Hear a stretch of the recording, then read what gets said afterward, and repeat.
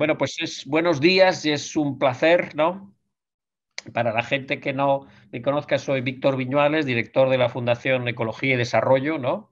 Y esta actividad está impulsada por la Comunidad por el Clima, ¿no?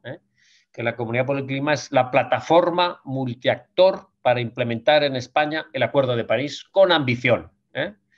Y de alguna forma, para hacerse una idea un poco de este carácter multiactor, en el grupo impulsor están las administraciones públicas, la Fundación Biodiversidad y la Oficina Española de Cambio Climático, y también está la Federación Española de Municipios y Provincias, que agrupa los 8.000 municipios, prácticamente 52 provincias de España.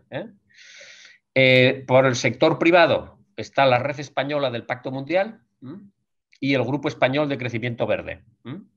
Y por el tercer sector está Cruz Roja, SEO BirdLife y ECODES, nosotros que desarrollamos el secretariado ejecutivo de la iniciativa, ¿no? Entonces, de alguna forma, por caracterizar mínimamente a la Comunidad por el Clima, sería una comunidad focalizada en la acción, no es una comunidad de reflexión, no es una comunidad de opinión, no es una comunidad, ¿no? Sino es una comunidad, no sé si esto existe muy bien en español, de hacedores, ¿no? De hacedores por el clima, de gente que hace, ¿no? Y quizá la otra característica es un poco de la corresponsabilidad, ¿no? Que efectivamente es desigual, no es lo mismo Iberdrola, Endesa, una gran empresa o el Ayuntamiento de Palma, ¿no? Que Angélica como persona, Diego como persona, Víctor como persona, ¿no? Pero todos tenemos una cuota aparte de responsabilidad y la idea esencial y sustantiva de la comunidad es que esa cuota parte de responsabilidad se ejerza, ¿no? Y que cada cual se responsabilice de reducir sus emisiones, ¿no? Entonces, bueno, un poco como caracterización. Una de las iniciativas que se desarrolla dentro de la Comunidad por el Clima es esta iniciativa de archipiélago de bosques, ¿no? Con el objetivo de una forma colaborativa, pues reforestar 3 millones de árboles en nuestro país, ¿no? Y desde el principio, pues queríamos aprovechar el lujo de contar con la colaboración de René Castro, ¿no? El hacer un webinar dedicado un poco a la importancia de los bosques, ¿no? De alguna forma el desafío es tan enorme, ¿no? Pero yo diría un poco que seguramente desde el punto de vista de qué tenemos que hacer para combatir el cambio climático, pues se deberían hacer 3 cosas sustantivas. Reducir las emisiones, ¿no? Reducir el carbono que ya existe en la atmósfera, secuestrarlo, ¿no? Y en tercer lugar, pues adaptarnos y a la situación, ¿no? Y de esos tres grandes asuntos, para 2 de ellos, desde luego en mi opinión, y vosotros sabéis mucho más, ¿no? Pues los bosques son imprescindibles y fundamentales, ¿no? Y yo quería acabar, porque estoy en una campaña para incrementar el índice de gratitud de la sociedad española, ¿verdad? Entonces, quería acabar dando las gracias, ¿no? A los panelistas que participáis, es un lujo contar con estos panelistas, ¿no? A las más de 250 personas que se han inscrito, a las personas que ahora lo están viendo en directo, a las personas que lo verán en diferido, y también al equipo de comunicación que lo ha organizado, o sea que muchísimas gracias. Y quería acabar con muchas gracias a René Castro, ¿no? René Castro pertenece a un exiguo porcentaje de personas, ¿no? Que abren camino, ¿no? Que no van en la parte de atrás del pelotón ciclista, sino que van asumiendo los riesgos y el mayor cansancio, ¿no? De ir delante y abriendo camino, ¿no? Y de hecho, no sé si lo dirá él en algún momento, pero fue el primer acuerdo voluntario de carbono entre países, ¿no? Lo rubrica René Castro siendo ministro de Medio Ambiente de Costa Rica el año 1997, cuando ahora todo el mundo está por el Green New Deal, Pacto Verde, hay que ir por aquí, pero en el 97 no tanta gente estaba abriendo brecha en este campo, o sea que yo le quiero dar las gracias a René Castro, no solo por estar aquí, que es un tenerle con nosotros, sino también por toda su trayectoria vital, que en muchas ocasiones la ha hecho abriendo camino para la causa climática. O sea que muchísimas, muchísimas gracias, René. Gracias, Víctor. Y finalmente, pues quería ya dar la palabra a la presidenta de APIA, de una asociación, la Asociación de Periodistas de Información Ambiental de este país, ¿no? María García de la Fuente, ¿no? Que presentará a su vez a René. Entonces, cuando quieras, María. Pues muchas gracias, Víctor, por invitarnos, ¿no? Y contar con los proyectos ambientales, ¿no? Muchas veces todo lo que se habla en seminarios y lo que se habla en jornadas queda dentro y yo creo que hay que darle voz, ¿no? Yo creo que los comunicadores y los proyectos ambientales tenemos el papel fundamental de que la sociedad conozca todos los proyectos y conozca en lo que se está trabajando, ¿no? Y esas iniciativas tan interesantes y que nos jugamos mucho futuro en ellas, ¿no? Es un honor presentar a René Castro. Antes conversábamos un poco de su país, ¿no? Costa Rica yo creo que es el ejemplo ideal de pura vida, como decís allí, y los bosques son eso, ¿no? Son pura vida. Yo creo que ahí nos jugamos, como decía Víctor, el futuro de la lucha contra el cambio climático, una parte importante está en los bosques. Así que, bueno, René, te escuchamos muy atentos y con muchas ganas. Muy bien, muchas gracias. Muchas gracias a Víctor y a María. Voy a compartir con ustedes unos datos y unas cuantas figuras. Déjenme ver si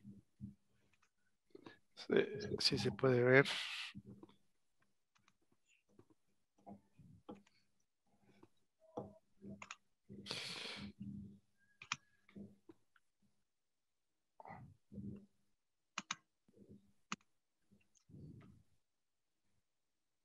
Antes hicimos todas las pruebas y funcionó bien, pero bueno.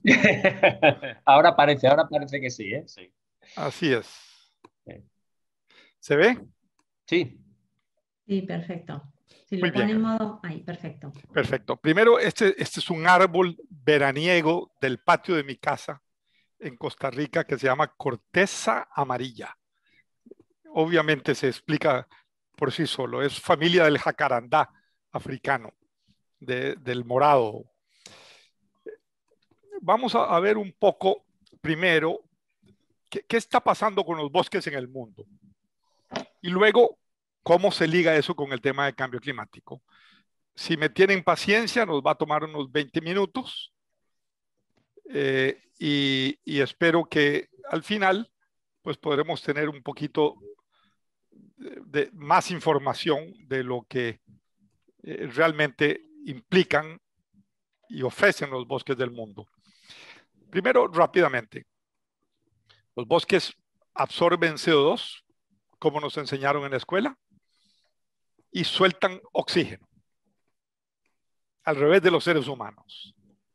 75% del agua viene de sistemas con cobertura forestal, son protectores de una mayoría de la biodiversidad terrestre. Más de 1.000 millones de personas dependen de comidas silvestres, de la caza, de animales, de frutos. Son fundamentales para la polinización, para el manejo de humedales. Sorpresa, 2.4 billones, uso billones en el sistema americano, porque o 2.400 millones usan todavía leña para cocinar. Y un 43% de la tierra agrícola del mundo sigue teniendo por lo menos más de un 10% de cobertura forestal. Eso es importante, especialmente pensando en la adaptación al cambio climático y el de proveer sombra al ganado, reducir la evapotranspiración y muchas veces se ignora. Hay unos 86 millones de trabajadores que dependen de los bosques, unas 28,000 plantas que tienen uso medicinal, se usan para recreación, se han escrito billones de libros en fibras. Ahora ya las fibras pronto comenzarán a usarse también para ropa, ¿verdad? Y ya estamos haciendo pruebas para ropa y zapatos hechos con fibras de árboles manejados sosteniblemente. Alguna vez en mi vida fui ingeniero civil y pensaba que el límite natural para un edificio hecho todo en madera era de unos 4 o 5 pisos. Fui a ver un edificio construido ya de más de 8 pisos y uno en proceso de más de 20 en el mundo escandinavo. Hay límites que se están volviendo a repensar conforme avanzamos en el conocimiento. Este es el último dato que publica la FAO, donde mencionamos que hay más o menos el 31% del total del territorio mundial, de la tierra del mundo, un poco más de 4 billones de hectáreas, son bosques. Eso viene reduciéndose por deforestación, pero de ese grupo, casi la mitad es tropical, de la zona donde vengo yo, más o menos 15 del Ecuador. Un 27% es boreal, un poco como es en Canadá y en Rusia y en los extremos del sur del mundo. Un 16% es temperado, un poco como los bosques de España. Y un 11% son subtropicales en algunas zonas, por ejemplo, de México, algunas zonas de China, algunas zonas de Brasil. ¿Qué está pasando con estos bosques? Bueno, hay una deforestación que continúa, enorme, pero que viene reduciéndose. Si ven en el eje de las X es los años, la parte verde indica plantaciones o regeneración o restauración y la parte naranja deforestación. Entonces así, en los últimos 5 años, el neto es 5 millones de hectáreas anualmente, pero venimos si comparan hacia el año 1990-2000, venimos de un neto de 8 millones de hectáreas anuales. Por supuesto está la discusión de fondo, son plantaciones o son regeneraciones naturales, son regeneraciones asistidas. Por ahora, digamos, hablemos simplemente de área para tener una idea de lo que está pasando. Y hay una caída lenta de la deforestación.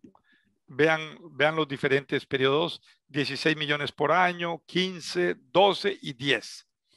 Y alguna oscilación en la parte de reforestación, plantaciones asistidas. Si esto no se invierte, difícilmente vamos a poder cumplir con los compromisos del clima de París. Dejo ese primer punto ahí. ¿Dónde está pasando esa deforestación? Lo señalo, vean rápidamente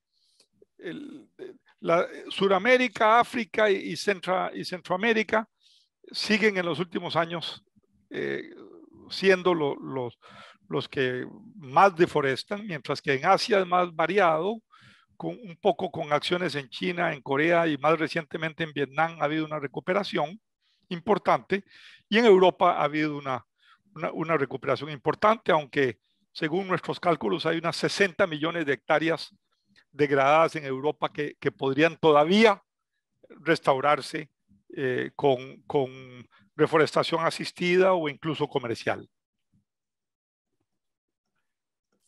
El grueso sigue siendo afectado por la agricultura. Pueden ver ustedes en esta gráfica donde la agricultura comercial, que es la que aparece aquí en naranja, en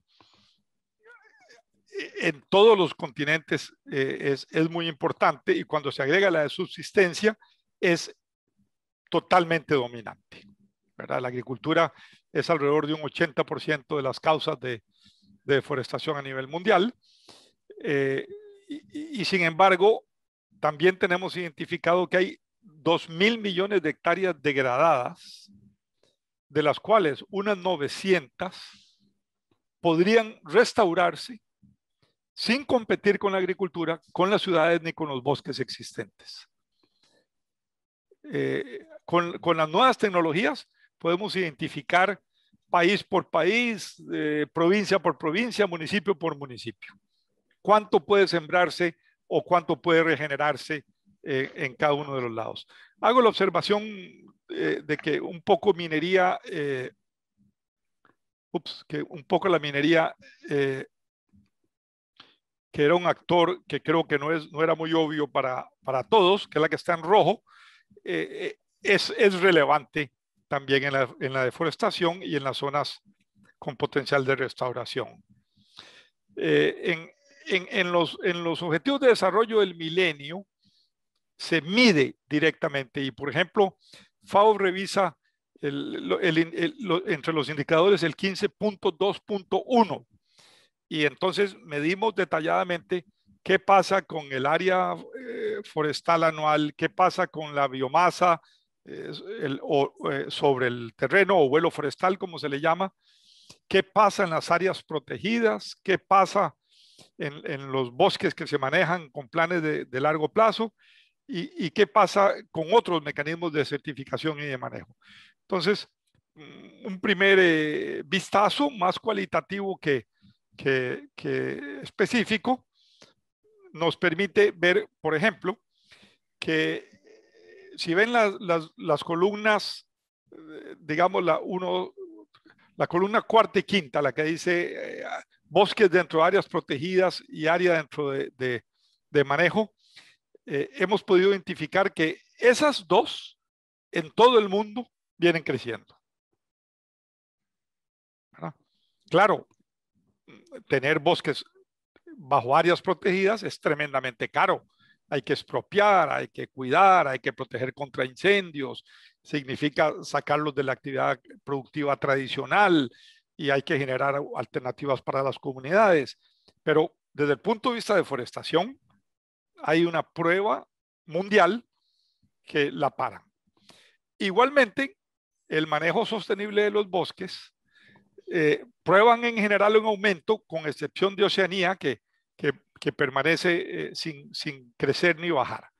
Los otros, las flechas rojas indican disminución y las flechas verdes crecimiento. Entonces, por ejemplo, en la columna roja podemos ver cómo en el norte de África y en el oeste de Asia hay una reducción del área de bosques y también en el África subsahariana y también en los pequeños estados insulares, en los países sin acceso al mar y en los países con menos desarrollo. La práctica extractiva no sostenible sigue siendo la dominante. Esto se convertirá en números para cada uno de ellos y en los reportes de ese indicador saldrá con un nivel de detalle específico. Paro aquí un minuto para decir, el cambio climático empeora.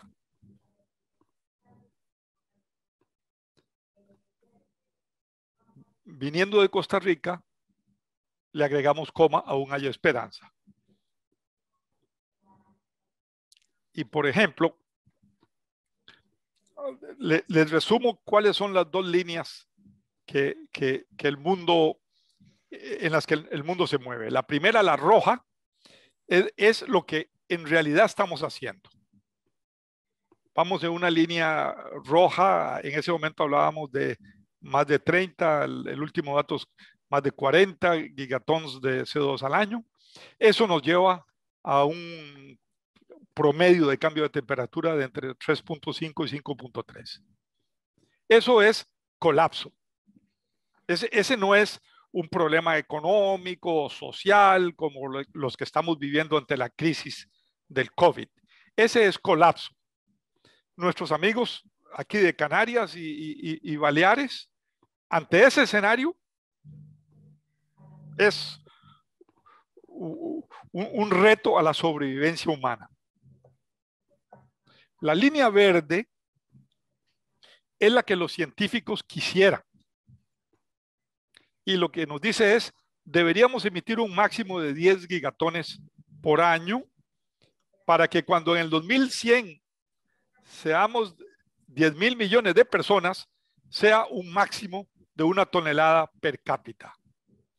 Eso permitiría que el sistema natural de la atmósfera lo absorba y estemos en un equilibrio que nos permite un escenario de entre 0.9 y 2.3 grados Celsius de cambio. Ese es estrés económico, es una transformación de la sociedad, pero nos lleva a una estabilidad desde el punto de vista ambiental. El Acuerdo de París, si se implementara, y nótese que uso un condicional, si se implementara, estaría entre estos dos escenarios más cerca del rojo que del verde.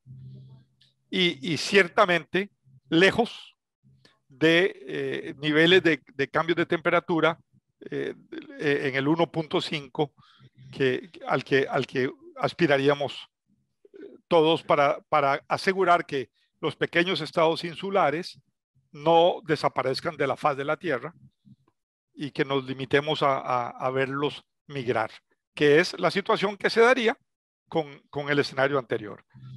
Bueno, ¿qué significa ser CO2 neutral? ¿Por qué un escenario como ese lo adoptan 500 corporaciones de más de 121 países, incluyendo Costa Rica y España?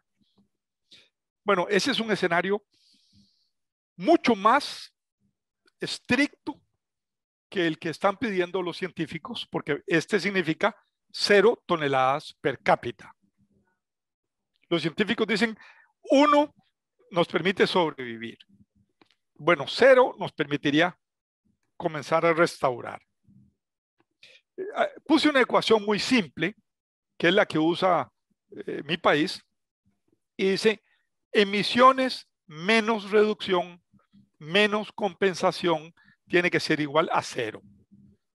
En un país como Costa Rica, pero también en un país como Brasil o como México o como Colombia, para citar unos que conozco bien, el grueso del esfuerzo, lo más eficiente, lo de menos costo económico, no está en reducciones, sino en la parte de compensación en el uso de la tierra, en mejores prácticas agrícolas y en aumento de la cobertura forestal.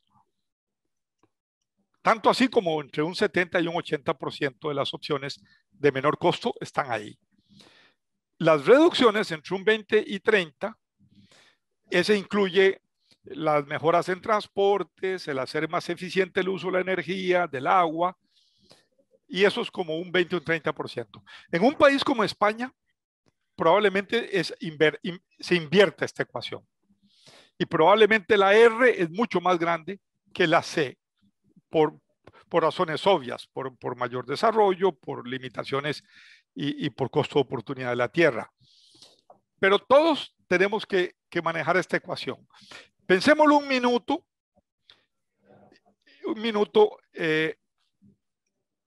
Esa misma ecuación tendríamos que aplicarla en cada alcaldía, dado que tenemos la colega de Palma. Cada alcaldía tendría que revisar cuáles son sus emisiones, qué puede reducir y qué puede compensar para acercarse a 0. Cada empresa tendría que hacer su propia ecuación y eventualmente cada familia y cada casa tiene que hacer la misma ecuación. Porque en forma agregada, el país tiene que llegar a 0. Y si un sector no lo llega, pues alguien tiene que hacer trabajo extra para poder compensar. ¿Eso es una utopía o un sueño? Bueno, aquí les tengo un ejemplo ya de varios años. Este es un café de mi país que es CO2 neutral, es de altísima calidad, es de Copedota, de la zona de montañas de Costa Rica, pero que ellos se impusieron a la tarea de ser los primeros en el mundo y lo lograron en obtener el sello internacional de CO2 neutralidad en el café. ¿Qué tuvieron que hacer? Cambiar la manera en que utilizaban los fertilizantes, cambiar la manera en que utilizaban el agua, haciéndolo más eficiente. Cambiar la manera en que los residuos del café, que antes eran basura y problemas contaminantes, se convirtieron ahora en formas de producir energía gasificada y o fertilizantes orgánicos. Cambiar la forma en que empacaban y también compensar las emisiones que el transporte internacional de café iban a implicar. Ahora, como estoy desde Italia, he retado a los italianos y les digo, bueno, ahora les toca a ustedes hacer lo que sigue para que los cappuccino y los expresos, cuando se hagan con el menor número de emisiones y mantengan en toda la cadena el CO2 neutro. Pero de repente tenemos un gigante como Brasil que nos dice, yo soy optimista y yo puedo producir carne y ganadería CO2 neutral. Vean qué reto. Alguna gente dice, no, la única forma de convertirnos todos en vegetarianos y tal y cual. Los brasileños hicieron estos proyectos, ya documentaron los primeros datos piloto y combinando árboles, cambiando pastos y manejando la sombra, el sistema de las razas en la ganadería, logran que su ganado, aplicando la ecuación que mencioné antes, las emisiones menos las reducciones, menos la compensación, sea igual a cero. ¿Puede hacer esto Europa? No lo sé, porque el tipo de ganado europeo va más orientado a la leche y la carne casi es un subproducto, ¿verdad? Y otros subproductos también. En países de grandes extensiones como este, que es ganadería de pasto, pues pareciera que tiene posibilidades que son ambiental, social y económicamente posibles. Además, como los árboles que ustedes ven detrás son plantados, y en Brasil o en Costa Rica, un árbol plantado de teca o de otra especie maderable, en 10 años es maduro. Cada 10 años el agricultor cambia parte de ese borde y tiene un ingreso adicional. Producto de la madera, vuelve a sembrar y así mantiene un ciclo interminable. Víctor les mencionaba, este fue el primer título de CO2 que se vendió en el mundo entre Costa Rica y Noruega, 200,000 toneladas a $10 la tonelada, $2 millones. Esto fue en 1997. Si usted lo firmé la primera vez que fui ministro, y lo pongo esencialmente porque esto fue 1997. Estamos en el 2021 y todavía el mundo no termina de entender cómo se puede hacer esa compensación, ya no solo local, sino internacional, para bajar costos y poder hacer más, que es lo que aquí se requiere.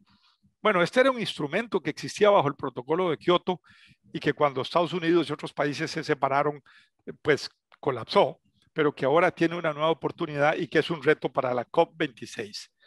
En el minuto que me queda, una última. ¿Y si fallamos? ¿Y si todas estas cosas no salen? Bueno, ya el futuro está aquí. Cada puntito rojo de esos que ven ahí, cada puntito. Este es un modelo basado en datos reales que hizo el New York Times ya hace un par de años. Ubica las 5 zonas de mayor migración del mundo. La número 1 es la mía, hacia Estados Unidos. La número 2 es la de ustedes, de África a Europa. La número 3 es en la península arábiga. La número 4, migración interna en China. Y la número 5, otras zonas en Asia, hacia Japón y hacia Australia y otros sitios. La migración va a ser masiva, porque las gentes no tienen que comer y su capacidad de sobrevivir se reduce enormemente con el clima, con el cambio de clima. Cierro con esto. Los países tropicales del mundo, y en particular la zona de la que yo vengo, sur de México, Centroamérica, norte de Brasil, de Colombia, de Venezuela, Son países exportadores netos de alimentos que se van a convertir en importadores netos de alimentos y en exportadores de gente. Muchas gracias. Muchas gracias, René, por las explicaciones. Me quedo con un par de cuestiones que has planteado que yo creo que son vitales para el camino que tenemos por delante, ¿no? Si no invertimos esa tasa de deforestación, bueno, pues no podemos cumplir los acuerdos de París de 2015 que firmaron casi todos los países. Y el reto ese de la ecuación, ¿no? De cómo en cada país, en cada industria, en cada empresa, en cada organización, compensamos las emisiones o las reducimos, ¿no? Para conseguir ser neutrales. Vamos a abrir un breve turno de preguntas. Tenemos una de Gonzalo Anguita. Hola Gonzalo, buenos días. Es director de FSC en España. Y René te dice la siguiente pregunta. Para hablar de las cifras de deforestación, en la expansión se han descontado zonas degradadas o destruidas que no entren dentro de la categoría de deforestación, es decir, que no sean conversiones a superficies agrícolas y ganaderas. Gracias. No, en las zonas que yo mencioné, de que al cuantificar 2.000 millones de hectáreas degradadas, ya esos de otras áreas, de otras actividades de muchos años atrás, y también lo que identifiqué como 900 millones con potencial de restauración, sin competir con los bosques existentes, con las ciudades, ni con la agricultura. Muy bien, muchas gracias. No sé si hay alguna otra pregunta de las personas que nos estáis viendo y escuchando. Y si no, daríamos paso a la mesa.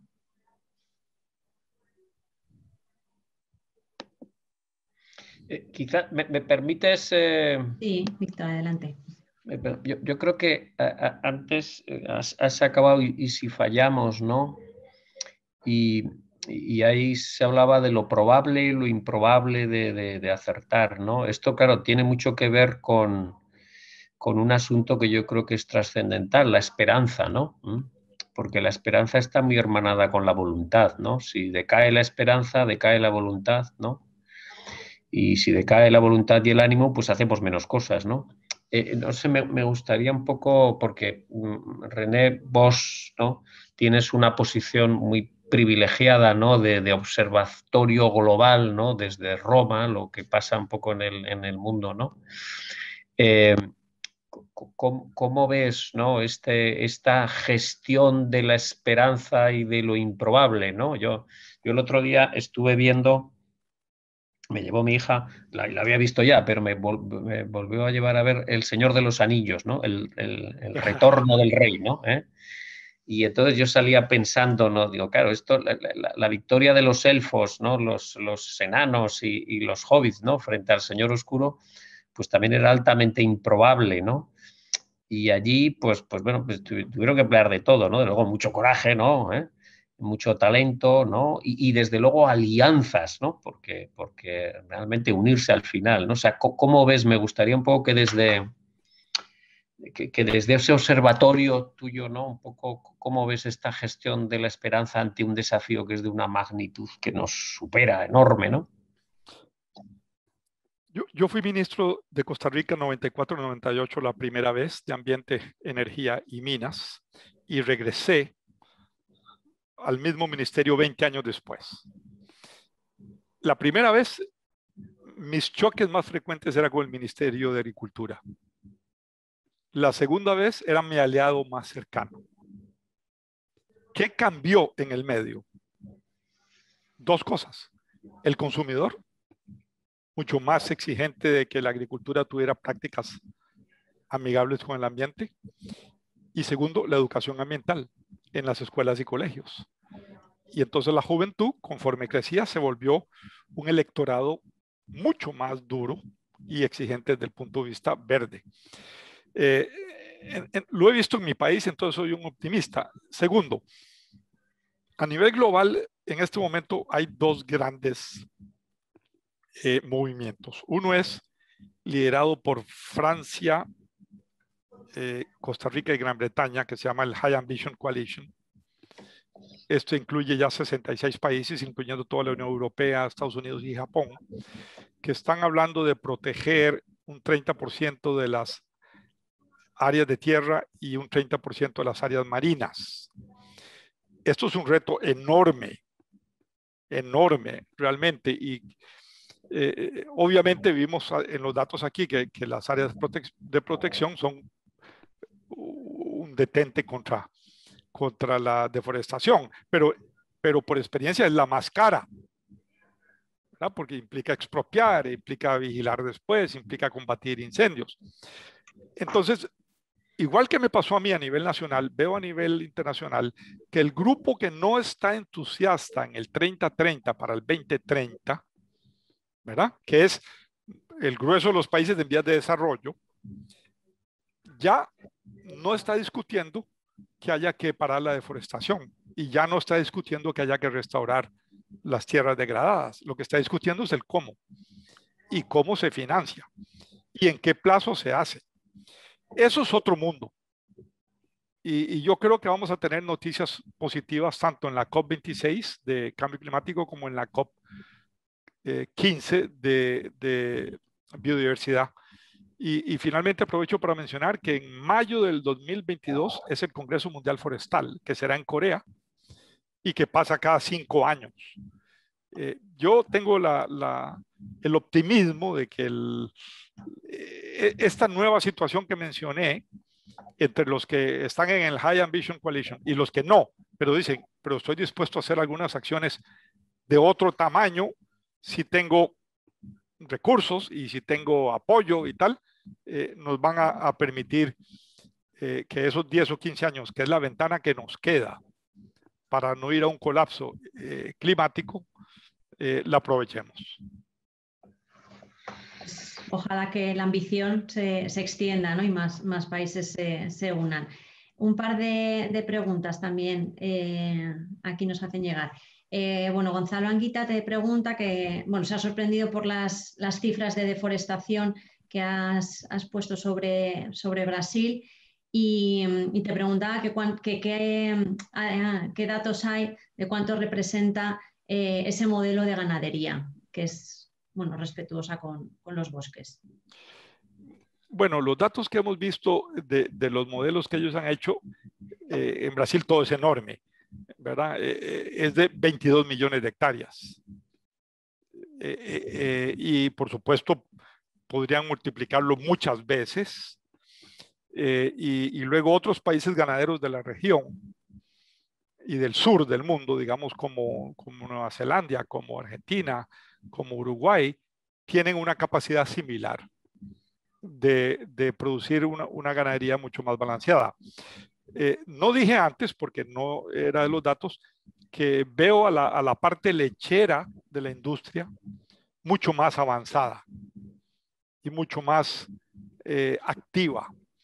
Eso es muy importante porque la ganadería de leche produce metano, ¿verdad? Y el metano tiene un factor de calentamiento 20 o 21 veces más alto que el CO2 y es de un tiempo de residencia más corto. Entonces, acciones que se hagan ahí se van a sentir de inmediato y muy rápidamente.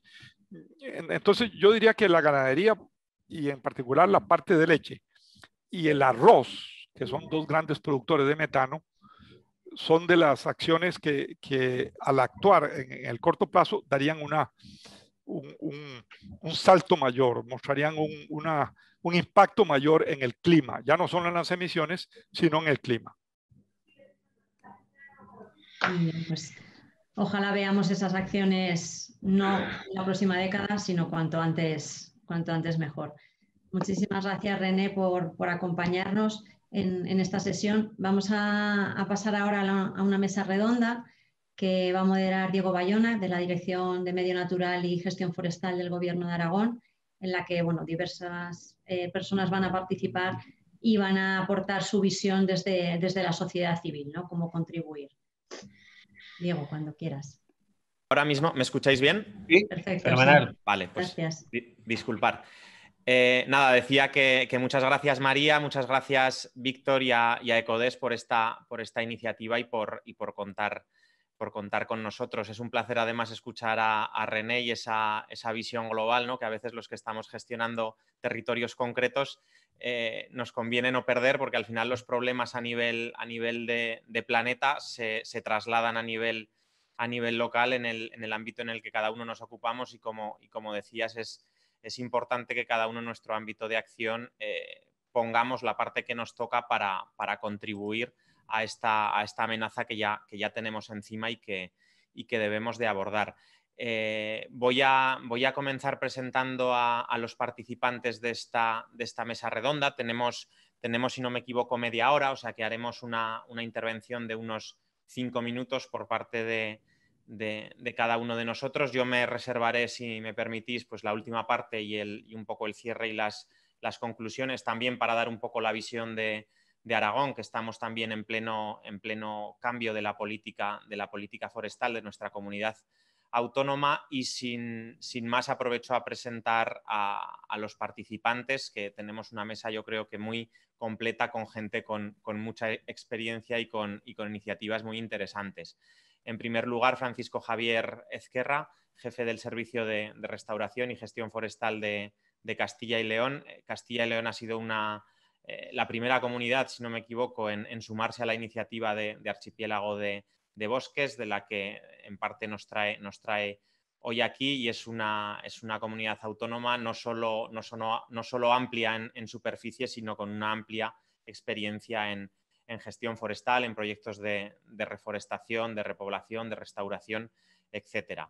En segundo lugar, Fermín Olave, director del Servicio Forestal y Cinegético de Navarra. En el caso de Navarra es la peculiaridad de su territorio respecto a los demás. Seguro que nos va a traer ideas o iniciativas muy interesantes, desde luego para nosotros, para Aragón, que somos vecinos, pero con mucha menos tradición forestal. Navarra siempre es un referente a tener en cuenta en la gestión forestal. Angélica Pastor, regidora de Infraestructuras y Accesibilidad del Ayuntamiento de Palma. Es muy interesante tener también representantes de la administración local, porque además debemos tener en cuenta, no solo porque todos debamos participar, ¿no?, en este objetivo, sino porque también nos viene, toda crisis dicen que a la vez supone una oportunidad, y esta crisis del coronavirus nos va a permitir, pues ahora mismo, tener una oportunidad con unos fondos del mecanismo de reactivación y resiliencia que en materia medioambiental van a ser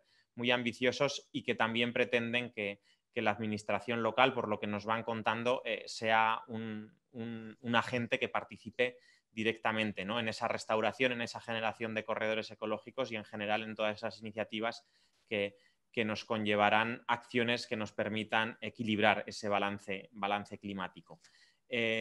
Continúo. Francisco Martínez, del grupo Silvestris. Silvestris es una empresa social fundada por ingenieros forestales y que tiene como misión llenar el mundo de árboles, ¿no?, aprovechando además esta oportunidad que también nos supone la inversión o los fondos que puedan llegar de la compensación de derechos de emisión. Y por último, Sergio Armas, gerente de la Fundación Foresta, que es una fundación, una entidad privada sin ánimo de lucro, que nace con el fin de recuperar, mantener y conservar las masas forestales, en este caso de Canarias. Sin más, yo creo que lo mejor es que, bueno, tratemos, yo sí que os pediré que nos tratemos de ceñir para cumplir con esa agilidad marcada en la jornada a esos 5 minutitos, y quizá después, si hay dudas, podemos concretar a lo que nos puedan preguntar. Si te parece, Francisco Javier, si quieres puedes comenzar. Muy bien, pues muchas gracias, Diego, por la introducción. Muchas gracias a Ecodesk y a toda la organización, a Patricia, por contar con nosotros. Nosotros sí que efectivamente nos hemos sumado al reto del archipiélago, porque entendíamos que podíamos, y sobre todo que era obligado, ¿no? Yo creo que las administraciones tenemos que contar lo que estamos haciendo, y tenemos que apoyar todas las iniciativas que vayan en direcciones en las que todos estamos tan de acuerdo en que tenemos que ir, ¿no?, con mayor o con menor esfuerzo. y que realmente una de las cuestiones que hemos ido viendo durante los últimos años es que ha habido y eso lo palpamos, una concienciación realmente creciente a nivel social sobre la problemática del cambio climático y en concreto sobre las cuestiones relacionadas con plantación de árboles, con absorción de carbono, etc. Yo creo que eso es una realidad. Efectivamente, el panorama es desolador, como nos contaba René, pero yo creo que también vamos viendo brotes de esperanza. Otra cosa es que sean suficientemente grandes o suficientemente rápidos como lo que hace falta, ¿no? Pero yo creo que sí que los últimos años nosotros hace 5 años recibíamos una llamada de vez en cuando de alguien interesado en estos temas que preguntaba, y ahora pues estamos todas las semanas recibiendo llamadas, ¿no? Eso te pone de manifiesto ese incremento en la concienciación. Y esa concienciación además se traslada en formas y en vías muy distintas, desde grandes multinacionales que quieren tener un compromiso de reducción de emisiones o que quieren ser carbono neutrales o que piensan que van a estar obligadas a hacerlo en breve plazo, hasta pequeños comercios, peluquerías, talleres, tiendas de fotografía, personas anónimas que están preocupados por esta cuestión y que quieren poner su pequeño granito de arena, ¿no? Yo creo que eso se ha dado un paso muy importante, todavía poco visible para lo que se está consiguiendo a nivel social. Y falta un poco, bueno, pues que ese paso vaya siendo más fuerte, que nos convenzamos de que realmente es posible y que esté amparado por todas las políticas. No vale que un organismo determinado pues que gestione los temas forestales pues quiera hacer más repoblaciones. Yo creo que hay que ir mucho más allá, ¿no? Tiene que haber, por supuesto, tiene que haber una dotación de medios para poder llevarlo a cabo. Hay una iniciativa privada pujante que hay que canalizar de la mejor manera, pero habría que ir más allá. Las administraciones tendrían que concienciarse también de que ellas también tienen que ser carbono neutrales, que también tienen que dar ejemplo, que trabajar por sí mismas. La política agraria común tendría que integrar, por ejemplo, estos esquemas dentro de su funcionamiento, cuando es la responsable de lo que pasa en el 70% del medio rural del país. Son cuestiones fundamentales.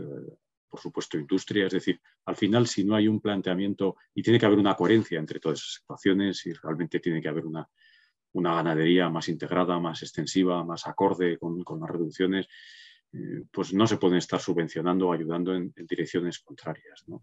Y si realmente queremos hacer una apuesta por los bosques y porque haya más bosques y mejor gestionados y porque absorban más carbono, pues tenemos que hacer una apuesta decidida, no solo por plantar, sino también por gestionar mejor, por fijar madera, porque esa madera se utiliza luego en la construcción. No podemos tratar de resolver esto con iniciativas individuales en cuanto a sector o en cuanto a territorio, por muy heroicas y muy bonitas que sean, ¿no? Y que siempre son todas bienvenidas. Yo creo que un poco lo que estamos intentando nosotros desde nuestro punto de vista y nuestra limitada capacidad es esto, y nosotros estamos repoblando, pues hemos mantenido los ritmos de repoblación, estamos haciendo pues cerca de 4.000 hectáreas todos los años. Cada vez hay más parte de la iniciativa privada en esto. Estamos firmando ya decenas de convenios con las entidades más variadas para tratar de fomentarlo, pero yo creo que hace falta más, ¿no? Para poder dar un paso que sea significativo. Muchas gracias, Francisco. Yo creo que efectivamente tenemos una oportunidad por varias partes. Una muy importante es la concienciación. Parece que la financiación, ¿no?, que siempre a las administraciones nos faltaba, pues ahora tenemos ahí una ventana de oportunidad también, por lo menos para los próximos años, pero es clave que ahora mismo todas las administraciones, sociedad civil, tercer sector, empresas, vayamos a una para que no se nos pase este tren que puede de verdad ser el último, ¿no? Muy bien. Doy paso a Fermín Olave, el director del Servicio Forestal y Cinegético de Navarra. Fermín. Hola, buenos días. Bueno, en primer lugar, agradecer la posibilidad de transmitiros de alguna manera lo que hacemos en Navarra en 5 minutos. Reduzco mis agradecimientos porque en 5 minutos resumir la gestión forestal pues es algo complicado, y si lo vinculamos al cambio climático, pues ya ni te cuento, ¿no? Con lo cual, casi voy a empezar, van a ser casi conclusiones, ¿no? Más que exposición. Yo creo que, bueno, lo primero, para todos aquellos que no conozcáis Navarra, bueno, Navarra es una comunidad autónoma eminentemente forestal, con el 64% del territorio forestal, y el 80% de los sistemas forestales son autóctonos. Con lo cual, digamos, la regeneración natural o la gestión forestal sostenible, digamos que es como nuestro leitmotiv, ¿no? Digamos que la repoblación forestal, aun siendo algo importante en algunas zonas, digamos que no es de alguna manera uno de nuestros principales actuaciones, ya que, como os digo, pues fundamentalmente trabajamos con bosques naturales. En segundo lugar, yo creo que evidentemente no son extrapolables las situaciones de cada territorio, con lo cual en algunos sitios en muchos sitios en el mundo, la deforestación puede ser un gravísimo problema, y en otros lugares en el mundo pues el problema es, digamos, la despoblación del mundo rural, el abandono de la agricultura y la invasión progresiva de los árboles en todos esos terrenos, ¿no? Con lo cual, de alguna manera cada sitio puede ser totalmente diferente. Entonces hay que tener, o al menos yo tengo que tener inmensa precaución a la hora de aseverar cuestiones que no son ni por asomo extrapolables, ¿no? de un sitio a otro. Desde nuestro punto de vista hay un elemento que es fundamental, que es clave, que es la planificación forestal, y que esa planificación forestal sea absolutamente integral. Yo creo que la planificación cada día está más presente, pero la parte integral de la planificación forestal, lamentablemente, todavía, digamos, es una asignatura muy pendiente, ¿no? Hay mucha planificación muchas veces pensada solo en el producto y no tanto en una gestión integral, ¿no? Con lo cual yo creo que eso es un elemento clave.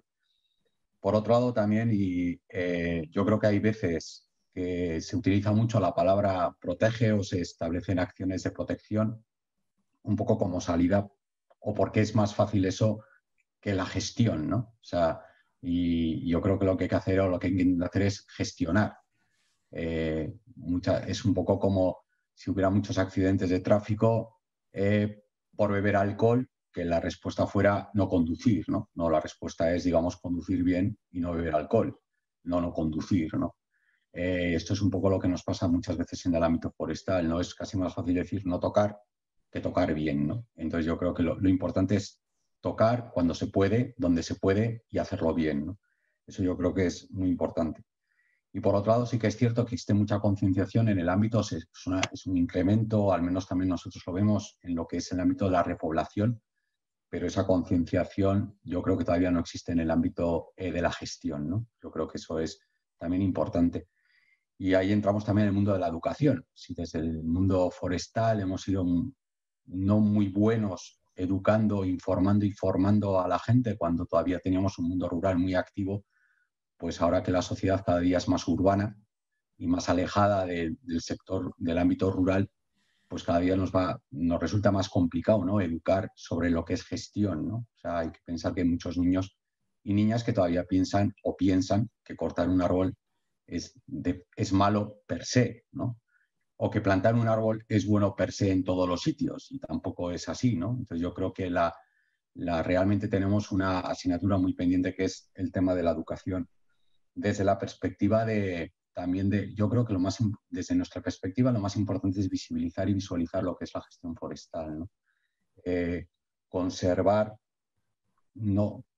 per se no es, digamos, o proteger o no tocar per se, digamos, es algo muy caro y muchas veces muy poco sostenible en el tiempo, porque depende, digamos, de fondos externos, ¿no? Mientras si conseguimos valorizar lo que son los recursos forestales o lo que son nuestros bosques, algo que vale es algo que se conserva, ¿no? Algo que realmente quien vive allí ve que ese bosque le está generando recursos, evidentemente va a querer conservarlo, ¿no? Mientras que si es algo que realmente está ahí, pero que no se puede tocar, pues automáticamente existe, digamos, esa separación entre el humano y el recurso y consecuentemente pues podemos tener problemas. Yo creo que es un poco acaba de sonar mi móvil, eso significa que han pasado los 5 minutos, con lo cual estas serán no mi exposición, sino mis conclusiones sobre la gestión forestal. Muchas gracias. Muchas gracias, Fermín. Yo creo que por añadir un detalle o una conclusión con la cual yo también estoy de acuerdo, es en la importancia de la planificación y la gestión, no solo a veces la visión solo de reforestar. Bueno, habrá que reforestar, ¿no? Pero dentro de una planificación conjunta, de una gestión conjunta, y desde luego en territorios como los nuestros, muchas veces a lo que tenemos que tender es a poder conservar las masas que ya tenemos, que además en este nuevo contexto tanto de abandono rural como de cambio climático, pues muchas veces esa gestión nos permite mantenerlas y que no decaigan, que es también un tema muy, muy importante. Pasaríamos, bueno, muchas gracias por ser tan puntuales. Yo creo que la jornada sí está muy bien planteada y es muy dinámica, y también podremos dejar pie, que creo que es interesante, a que la gente que nos está escuchando luego nos plantee o podamos comentar en base a cuestiones concretas, que es más interesante, ¿no? Pasaríamos de la parte más de administración autonómica a una parte más de visión local, ¿no? Con Angélica Pastor, que es la regidora de Infraestructuras y Accesibilidad del Ayuntamiento de Palma. Angélica, adelante. Sí, bueno, buenos días. Me sumo también a los agradecimientos por poder participar en estos actos, ¿no? Que generan la importancia y el compromiso de las administraciones locales en el tema del cambio climático y la reforestación. Debo decir que partimos de la estrategia mundial, de una estrategia también, en este caso europea, una estrategia nacional, y luego estamos nosotros aquí, que somos los municipios, ¿no? Como el último eslabón de la cadena de compromisos por el cambio climático. Pero no nos olvidemos de que detrás de nosotros todavía hay un escalafón más bajito, que son en este caso los ciudadanos. Nosotros, debido a, bueno, en este caso la democracia, nosotros somos representantes de los ciudadanos. Yo creo que también somos la herramienta de los ciudadanos para contribuir al cambio climático y sobre todo a generar sinergias de trabajo conjuntas que son muy importantes para la municipalidad. Hablamos de que tenemos la concienciación, ¿no?, de todo lo que está pasando, que tenemos un compromiso también como partidos políticos o como representantes políticos dentro de las administraciones, y tenemos que trabajar sobre todo en la comunicación y el conocimiento por parte de los ciudadanos de lo que está pasando y cómo podemos solucionar estos problemas. Nosotros en esta legislatura sobre todo hemos notado el compromiso o un cambio importante en el compromiso de los ciudadanos con el tema del cambio climático. Las aportaciones que están haciendo y las propuestas que se están haciendo en cuanto a plantaciones colectivas, en cuanto a acciones que tienen que ver con la concienciación y sobre todo con el conocimiento del cuidado del medio ambiente, pues a nosotros nos están sorprendiendo, nos están desbordando. Es decir, nos damos abasto a atender todas las peticiones que tenemos de reclamaciones ciudadanas de entidades, colegios, de asociaciones vecinales, para poder dar cabida a todos los proyectos que tienen ellos dentro de la comunidad. La ciudad es grande, luego se divide por barrios, ¿no? Pues en cada barrio hay una acción importante civil en cuanto al tema de la concienciación y el cambio climático. Por eso digo que es importante el conocimiento, ¿no? El saber el por qué se hacen las cosas, no solo que se hagan y qué resultado tienen hacer las cosas. Pues desde estrategias pequeñitas, como hemos empezado a hacer de hoteles de insectos polinizadores, que nos han pedido los nenes, a jardines verticales en los patios de los colegios, a siembras colectivas con ciudadanos y proyectos importantes como, por ejemplo, el bosque de la Riera, que es un bosque de unos 40.000 metros cuadrados, donde se van a colocar más de 1.000 ejemplares en este caso, de plantaciones de árboles, que ha salido de un proceso de participación ciudadana, de un proceso de presupuestos participativos.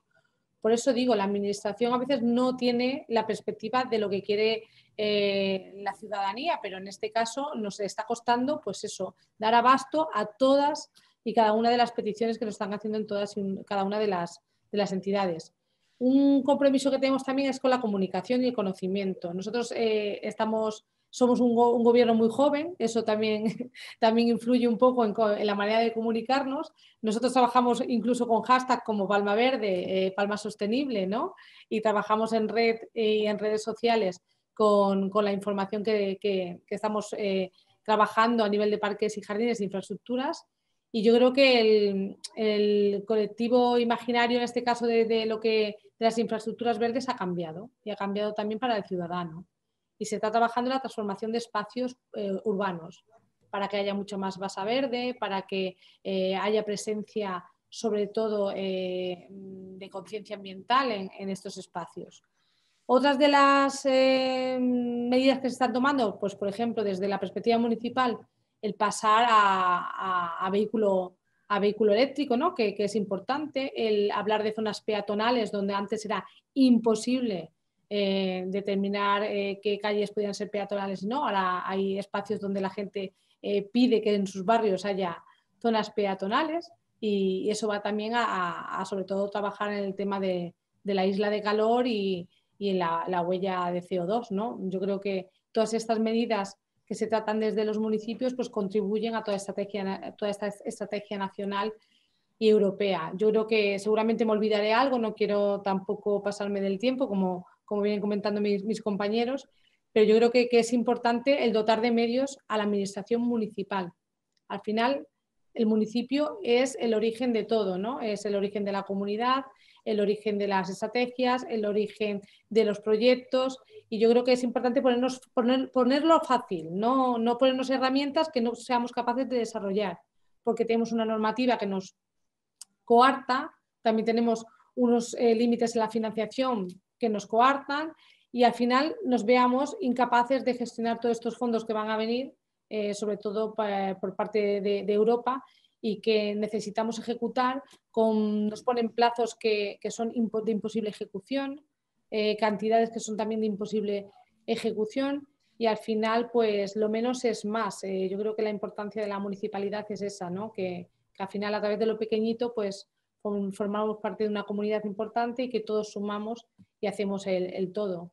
Así que muchas gracias por la atención, y si tienes alguna pregunta luego ya me la trasladáis.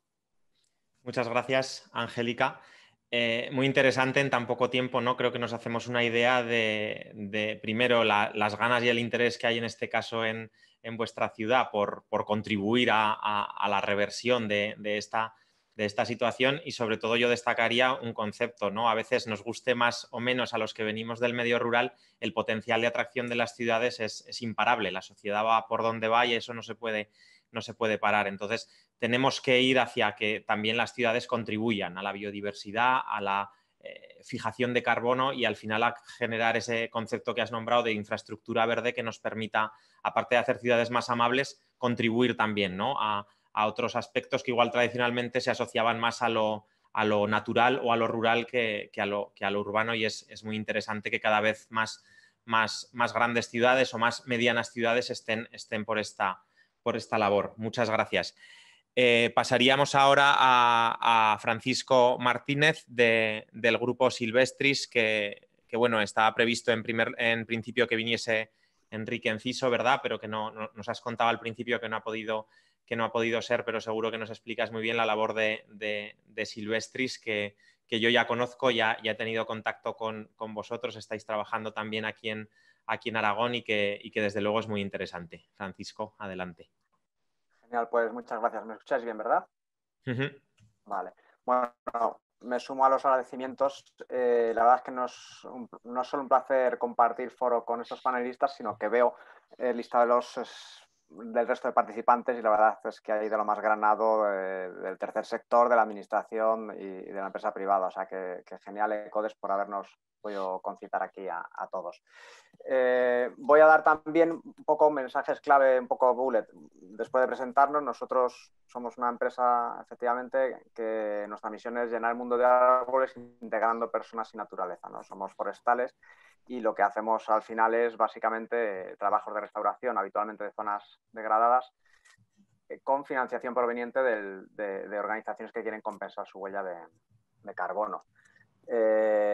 Esto, como se ha expuesto aquí, es una oportunidad que surge para el sector, y una oportunidad colosal. No es la varita mágica, porque es un reto mayúsculo, y por lo que se comenta aquí, creo que somos conscientes del reto que supone, pero es una solución más a este proceso de transición que tenemos que abordar, y es los bosques en todos sus aspectos, desde la gestión hasta la provisión de recursos renovables, sostenibles, por biomasa, por tejidos que se han nombrado, pero también por la creación de sumideros de carbono que capturen CO2, que lo retiren de la atmósfera, que sean emisiones negativas, ¿no?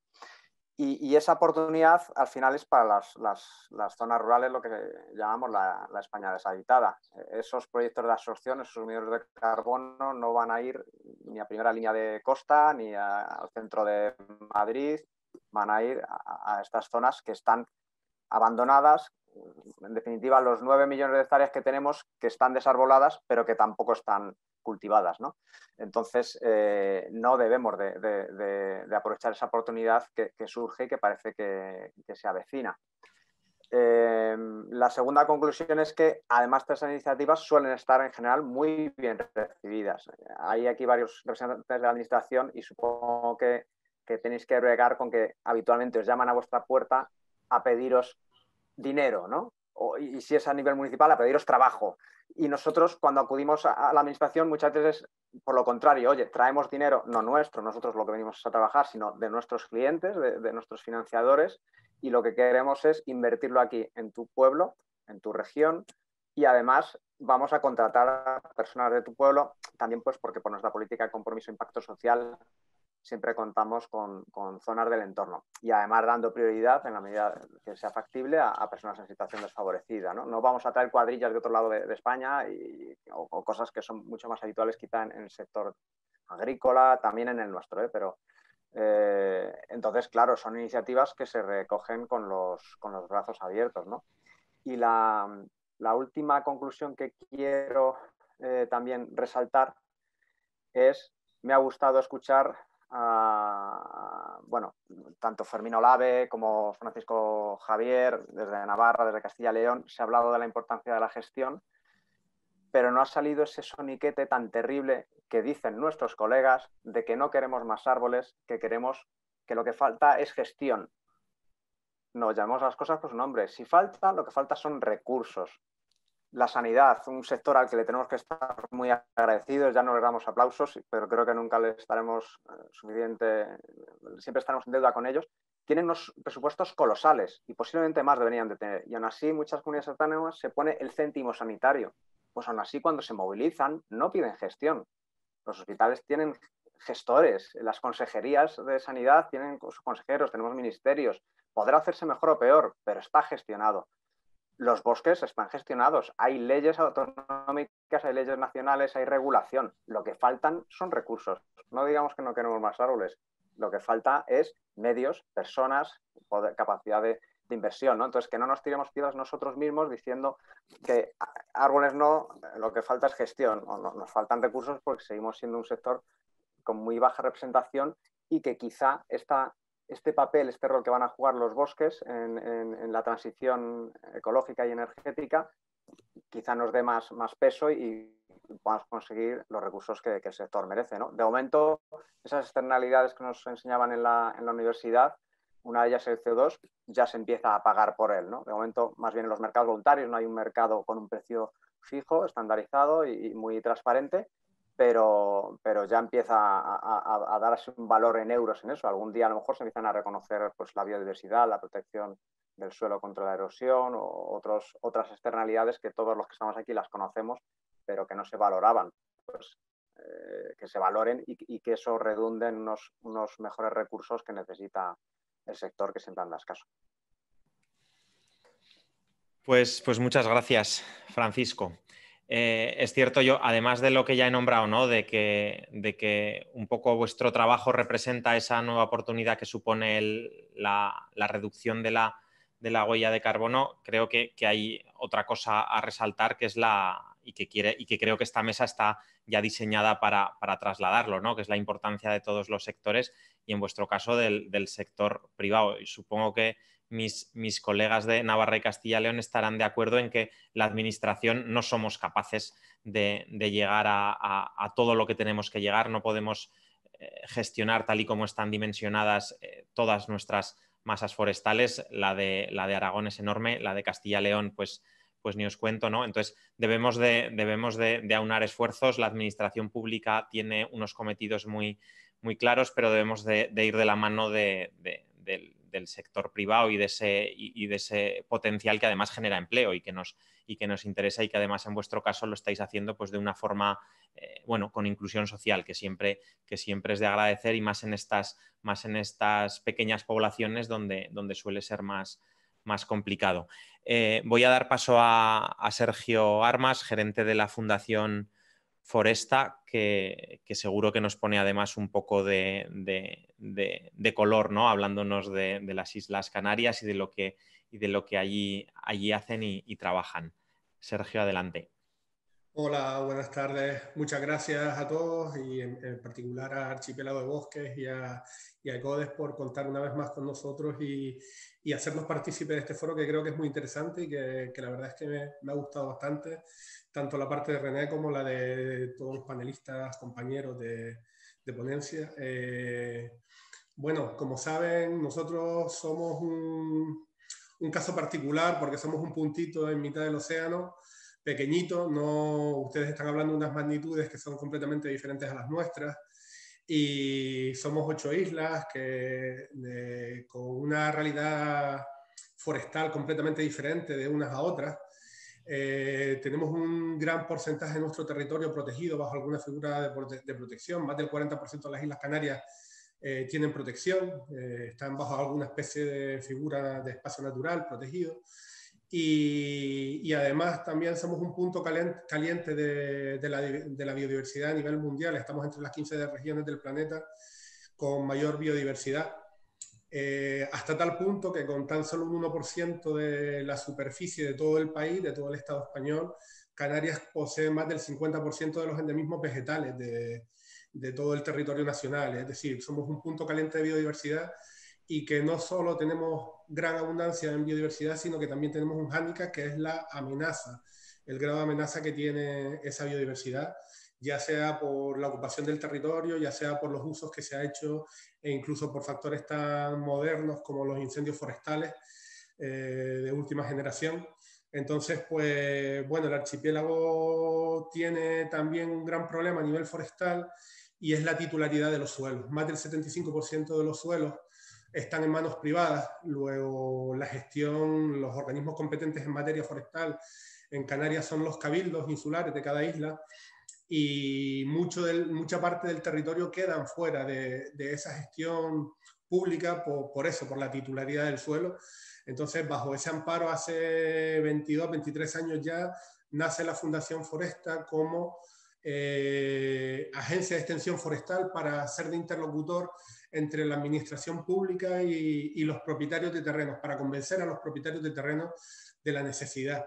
Durante todos estos años hemos ido trabajando siempre de la mano de las administraciones públicas, pero con fondos y recursos privados. Nosotros tengo 2 puntos que creo que son de gran importancia. Uno, que las administraciones públicas sí es verdad que tienen su responsabilidad y tienen la gestión y tienen que estar a pendiente de que los bosques vayan a más y los ecosistemas, la recuperación de los ecosistemas sea la que tiene que ser, pero no debemos olvidar que no todo lo debemos descargar en manos de las administraciones públicas. Tenemos que hacernos partícipes todos, la sociedad civil, el sector empresarial, todos tenemos que trabajar para conseguir el objetivo final, que es recuperar nuestras masas forestales y paliar el cambio climático en el que estamos inmersos. Entonces, en este sentido, Foresta, que nace para eso, viene haciendo la segunda de las cuestiones que también se han nombrado aquí, que también creemos que es muy importante, aparte de captar fondos de la sociedad privada y de la sociedad civil y del mundo empresarial. La segunda parte que creemos importantísima es la concienciación. Si los canarios no somos conscientes, en este caso, de la importancia y la riqueza que tiene nuestro patrimonio natural, ¿cómo lo vamos a cuidar? ¿Cómo lo vamos a poner en valor? Entonces hay que hacer un gran esfuerzo, que lo venimos haciendo hace muchos años, para llegar a los más peques, que creemos que son el mejor vector de comunicación, y para conseguir nuestro objetivo, que es eso, concienciar a la población de la importancia, conseguir que los padres de esos peques entiendan la necesidad de tener sus fincas reforestadas y no las tengan baldías y vacías de vegetación, para evitar factores como la erosión, la pérdida de suelos, pues pueda seguir degradando nuestros suelos y seguir metiendo a Canarias en unos porcentajes de desertización que son inauditos. Vale, pues en ese sentido creemos eso, que tanto la financiación y involucrar a toda la sociedad como la parte de la educación ambiental es fundamental para gestionar los bosques. Así venimos haciéndolo desde hace, ya les digo, 23 años, y a día de hoy, pues Foresta tiene unos números que son bastante modestos con los que se pueden tener en otras zonas del país, porque Foresta reforesta al año o trata al año unas 60 hectáreas, 64 hectáreas, con unos 40.000 árboles. Esos números a nivel de península son, vamos, ridículos, pero en un territorio como Canarias son muy importantes hasta tal punto que lo que hace Foresta muchas veces supera lo que pueden llegar a hacer las administraciones públicas competentes en alguna de las islas. Es decir, Foresta reforesta más que lo que hacen algunos cabildos. Entonces, tenemos fuerza, tenemos más de 13.000 voluntarios que trabajan con nosotros y creemos que es importante, de importancia vital, que la sociedad cada vez esté más implicada. Hemos notado un punto de inflexión a raíz de los incendios de los últimos años y la sociedad cada vez se implica más en el medio natural. Con el tema del COVID también se ha visto como todo el mundo ha querido ir al campo, ha querido ir a buscar la naturaleza, el tener ese contacto, y todas estos hándicaps o todos estos problemas que hemos tenido en los últimos años, los incendios, el COVID, tenemos que aprovecharlo, ya no solo las entidades del tercer sector o las empresas privadas, sino también las administraciones, para aprovechar este punto de inflexión y concienciar a la población, que sean conscientes de a lo que nos estamos enfrentando, y darle un vuelco a esta situación, plantar, recubrir nuestros montes, nuestras islas y nuestro planeta de bosques, que al final nos van a garantizar que podemos dejar el mejor legado a las futuras generaciones, que es un planeta sano, un planeta verde y un planeta mejor de lo que los hemos encontrado nosotros. Y yo creo que con eso resumo un poco la idea que quería transmitir. Muchas gracias de nuevo y nada, encantado de participar. Pues muchas gracias, Sergio, por darnos también esa visión de las otras islas, en este caso, y así es verdad que esto es mérito de la organización, ¿no? Creo que en poquito rato hemos dado un repaso a lo que son los diferentes ámbitos de nuestro país en gestión forestal, las diferentes peculiaridades, pero que al final vemos que los objetivos son similares. Yo, si me permitís, y antes de devolveos la palabra, pues aprovechar la ocasión para también dar una pincelada de lo que estamos trabajando ahora mismo en Aragón, ¿no? Nos encontramos en plena revisión de la política forestal de esta comunidad autónoma. Tenemos ya un borrador de nuevo plan forestal para aprobar, esperamos, este año, y va un poco en la línea de los diferentes conceptos que ya se han comentado. Yo, por ser muy breve, sí que ha salido un poco, ¿no?, en el tema, que a veces parece que hay un, para mí, falso enfrentamiento entre conservación y gestión o producción de nuestras masas forestales. Yo creo que cuando atendemos cuando vamos realmente a planificar, vemos que, bueno, yo creo que como administración ambiental debemos de tener el objetivo de conservar la biodiversidad y todos los servicios ecosistémicos que nos dan nuestros montes, que nos dan nuestro medio natural, pero cuando vas a atender cómo conservar eso, nos viene un subproducto, por llamarlo de alguna manera, que es un rendimiento económico. O sea, muchas veces vemos que lo que tenemos que hacer para conservar es bien gestionar, muchas veces es cortar, a veces es plantar, que también tiene su componente económica y que también genera empleo y que también genera recursos al territorio. Por lo tanto, creo que tenemos que huir de esa, como os digo, creo que falsa, digamos, enfrentamiento, dicotomía entre o se conserva o se produce y se gestiona. Creo que no es la lógica en la que nos estamos moviendo, que la realidad no nos lleva a ese debate y que viene más no sé, pues quizá de épocas pasadas o de tiempos en los que no estábamos en la situación que estamos, donde nuestro principal problema, como decía algún compañero, es que no tenemos gestión y que no tenemos, si tuviéramos más empresas generando economía, seguramente podríamos llegar antes a la gestión que necesitamos. Para ello, como administración, yo creo que hay tres líneas principales y son las que queremos recorrer, lo digo muy brevemente. Uno es el potenciar los instrumentos de gestión forestal. Esto es básico, tenemos que saber lo que queremos de cada uno de nuestros montes para poder llevarlo a cabo de forma ordenada. nunca mejor dicho. La certificación forestal como herramienta para dar un valor añadido y tener un control, por decirlo de alguna manera, control extra, y muy importante, aunque no lo parezca, la simplificación administrativa. Las administraciones somos verdaderos transatlánticos de burocracia que muchas veces impedimos o no conseguimos que se haga lo que se debe hacer por las trabas que nosotros mismos nos ponemos, y que todo esfuerzo que se haga en esa línea creo que es imprescindible. No me extiendo más, os devuelvo la palabra, María, y muchísimas gracias. No sé si hay dudas a cada uno, a cualquiera de los panelistas, de los ponentes que hemos tenido, o como queráis plantearlo. Muchas gracias.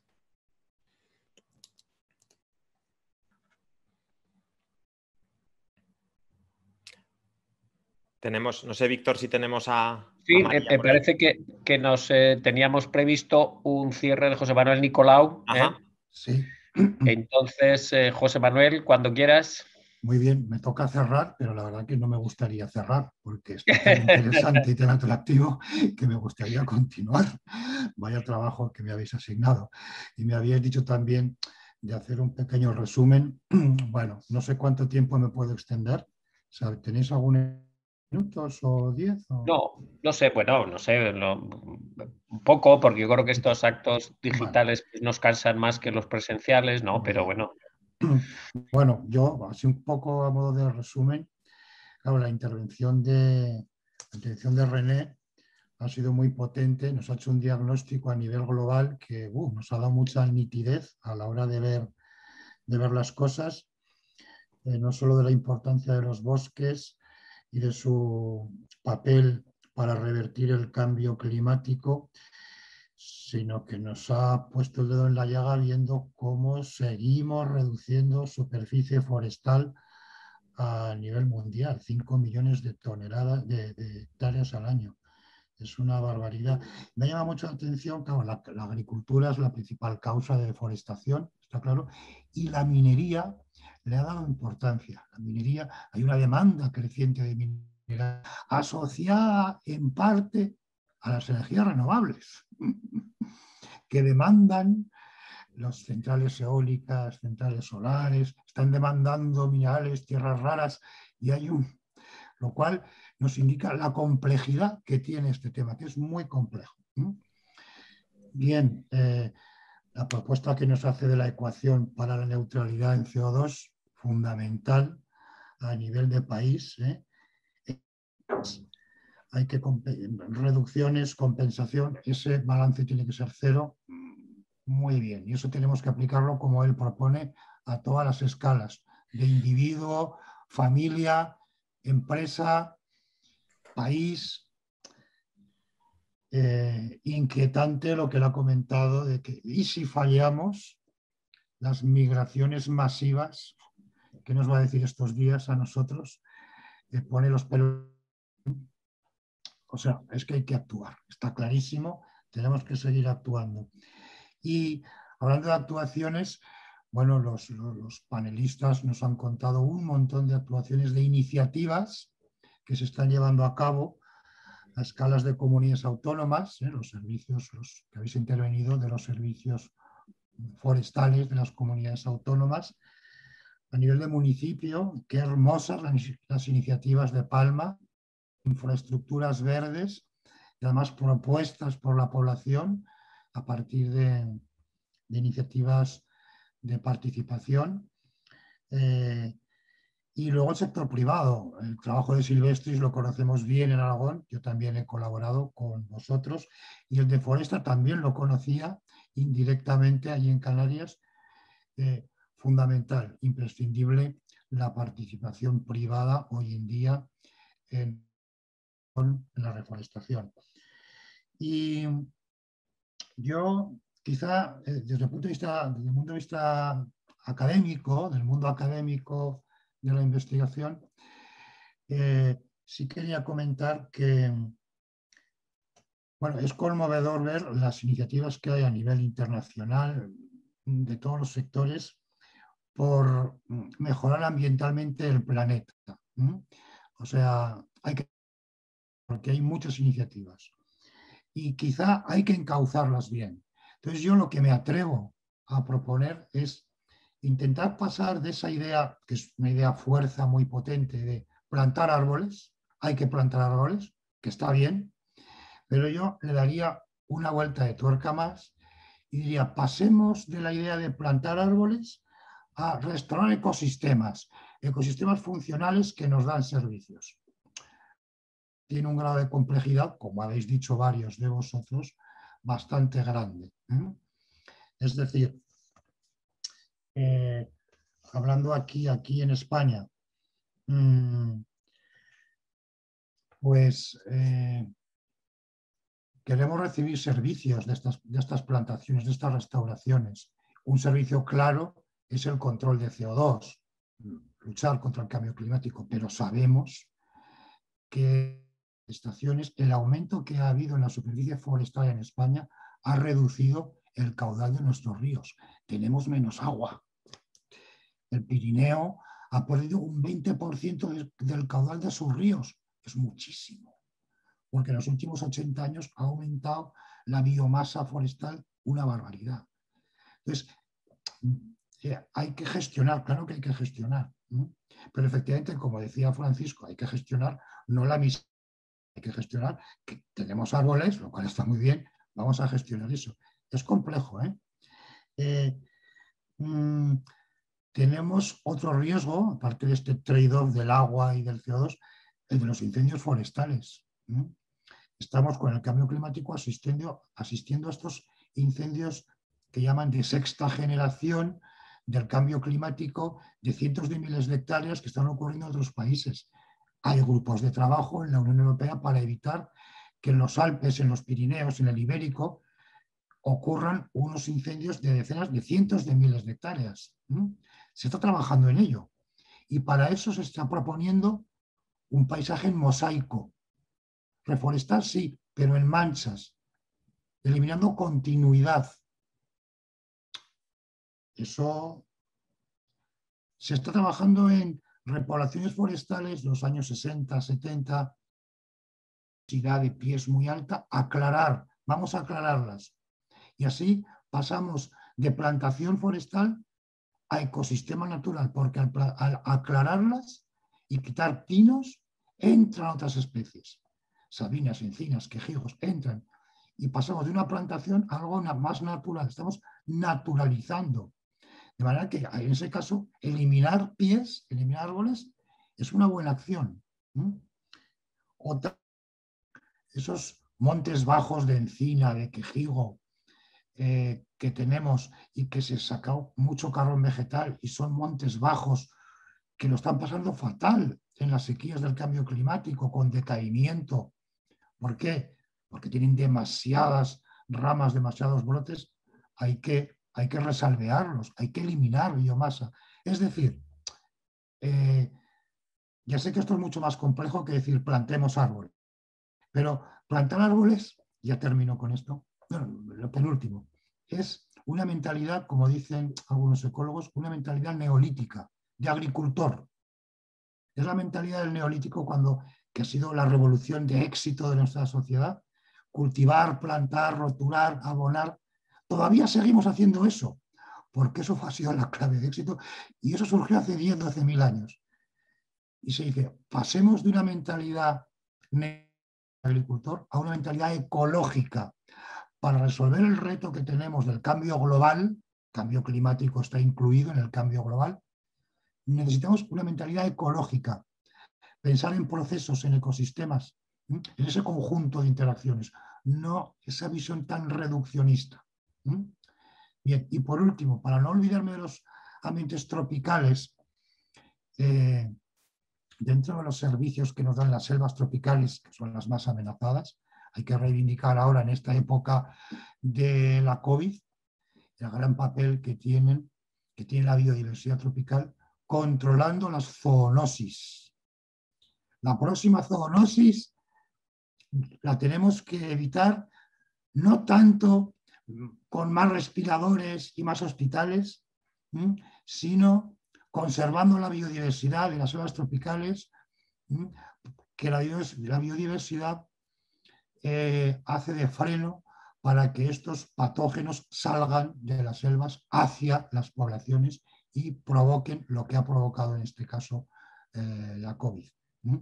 La malaria, el ébola, etcétera, están todas asociadas a deforestación. Todas asociadas a deforestación. Entonces, bueno, ahí hay un trabajo fundamental que hacer de conservación de la biodiversidad tropical para evitar que ocurra como lo que estamos padeciendo. Muy bien, por mi parte, pues doy por clausurada esta sesión magnífica, magnífica, muy creativa, y espero que sigamos colaborando, que sigamos compartiendo, nos sigamos encontrando para avanzar en esto que es necesario, pero además es lo que más nos gusta a los que estamos aquí, que es trabajar por una naturaleza saludable y que dé servicios. Un abrazo para todos, que estéis muy bien. Fuerte abrazo, pues, y como dice José Manuel, ¿no? Quiere decir que esta comunidad, no de asistentes a esta actividad, ¿no? Sino de protagonistas, ¿no? Porque cada cual lo se ha ido viendo en el chat, ¿no? Está haciendo un montón de cosas y entonces que nos sigamos comunicando y sigamos un poco promoviendo ese pacto, ¿no? entre la tecnosfera y la biosfera y ese nuevo rol que decía un poco José Manuel, ¿no? De que no seamos neolíticos, sino busquemos esa restauración de los ecosistemas. Entonces, nos seguimos viendo, ¿eh?